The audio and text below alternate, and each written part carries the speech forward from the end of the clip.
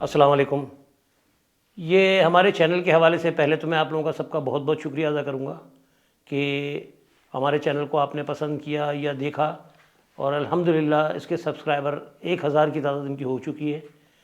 یہ اصل تو وجہ ہماری یہ تھی، جبکہ کبھی میں نے نہیں کہا آپ کو کہ چینل کو سبسکرائب کرو، کیونکہ میں دیکھنا چاہتا تھا کہ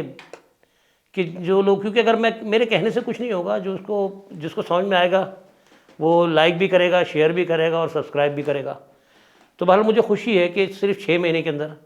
ہم اس مقام پر آج پہنچ گئے ہیں، کیونکہ جو ہماری وجہ یہ تھی چینل بنانے کی کہ ان حقائق کو سامنے لانا جن کو عموماً نظر انداز کر دیا جاتا ہے، یعنی کہ قرآن کے ساتھ جو ہے دوسری کتابوں کو جوڑ کے اور تعویلات پیش کر کے، اور کئی جگہ قرآن کی نفی ہو رہی ہوتی ہے، لیکن ہمارے علماء یا ہمارے جو بھی ہے اسکالرس وہ روایتوں کو اندر ملا کے اور جناب لے کے چل رہے ہوتے ہیں۔ اچھا، اس حوالے سے صرف میں واحد نہیں ہوں، اس سے پہلے بھی کئی لوگوں نے کوشش کی، لیکن ان کے اوپر پھر فتوے لگتے رہے، لوگ ان کو کفر کے فتوے لگاتے رہے۔ تو بہرحال یہ ہے کہ اللہ نے قرآن میں کہا ہے کہ اللہ کی رسی کو مضبوطی سے تھامو۔ اب یہ اللہ کی رسی کے اوپر سارے متفق ہیں، چاہے وہ کسی بھی عقیدے کے ہوں یا جنہوں نے بھی قرآن کے ترجمے کیے ہیں، سب اس کے بارے میں یہی کہتے ہیں اپنی تفسیر کے اندر کہ اللہ کی رسی سے مراد قرآن ہے۔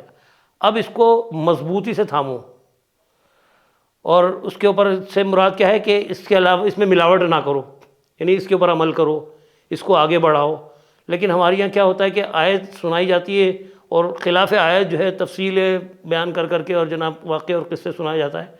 تو ہمارا مقصد چینل کو اسٹارٹ کرنے کا یہی تھا کہ ہم پیور قرآن کی طرف لے کے چلیں گے، اور الحمدللہ اب تو ہم نے رمضانوں میں ایک سلسلہ اور بھی شروع کیا ہے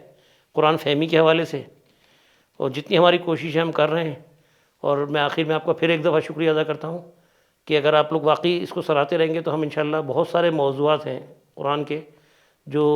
یعنی جس میں گڈ موڈ کر دیتے ہیں لوگ قصے سنا کے، ہم انشاءاللہ خالص آپ کے سامنے قرآن کیا کہتا ہے اس حوالے سے بتاتے رہیں گے۔